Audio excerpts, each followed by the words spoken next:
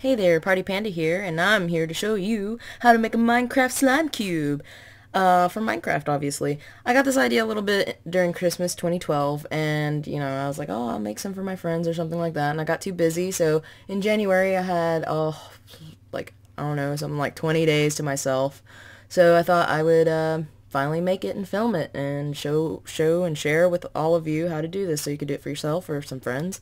But yeah, let's get to business. Alright, so for the face, I basically used acrylic paint because I like the way it looks when it dries on the fabric. It looks like it's a part of the fabric instead of fabric paint. If you've ever messed with that, it looks kind of like pop arty. If you like that, you could use that too. Here, you need 6 green cubes of any proportion. I mean, any measurement. You can, choose your measurement. If you want a huge slime, you can do it, from arm to arm. Just measure that. And 4 sides and fucking, put it together.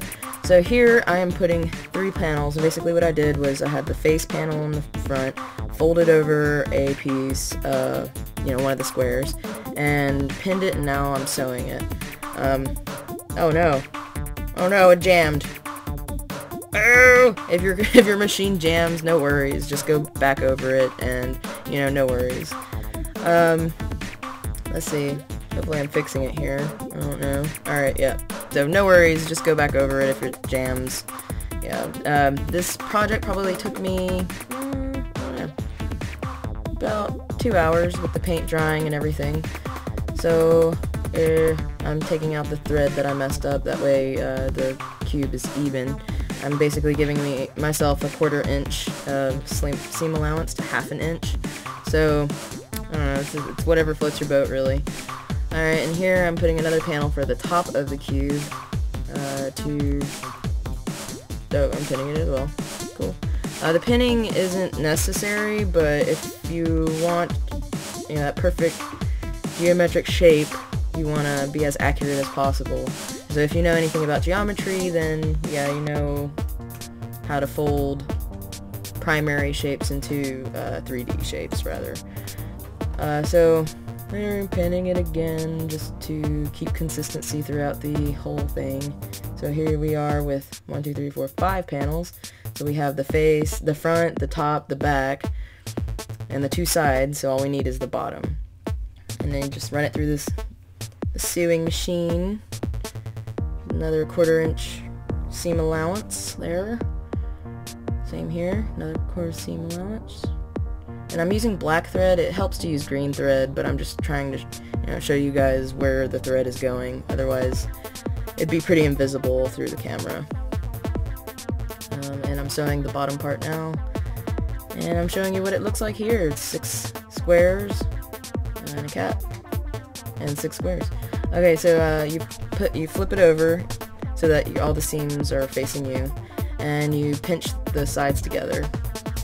And you sew those, and you pin them, just for consistency, and try to keep the 1/4 inch seam allowance going, or whatnot. I'm just showing you kind of what it looks like. This is it inside out. And don't worry about all those frillies. It looks kind of ugly, but we're about to turn it inside out. So you want to at least leave like 1/2 of a seam open, that way you can stuff it. And here I'm using that 1/2 a seam, and I'm poking it through, and I'm about to turn it inside out here. Turning it inside out, and perfect! And then I'm using the scissors to poke out the corners, that way, it looks more like a cube. Otherwise, when you stuff it, it'll be kind of round. So you want it to be as cubey as possible. And here is the stuffing.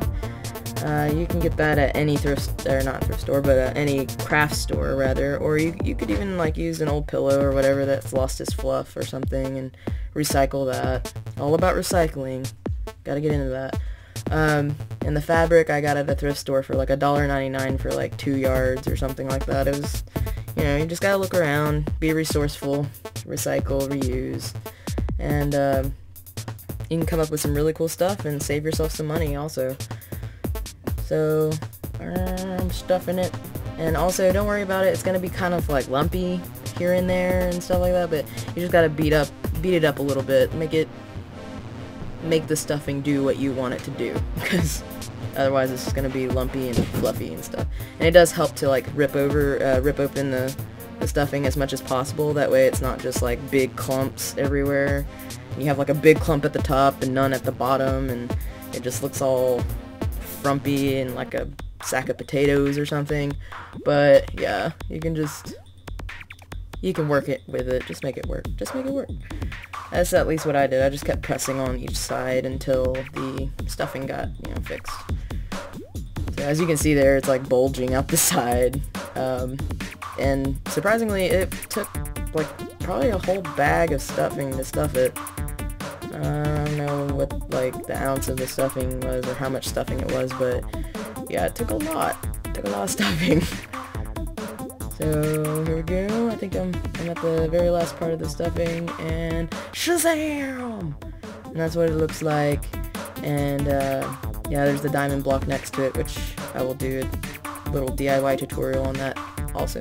If you enjoyed this, please let me know down in the comments. Just like let me know something. So otherwise, you know, I'm doing this for my own sake, and I really want to share with you guys. So hopefully this helped you come up with a present for someone or yourself, and till next time, peace!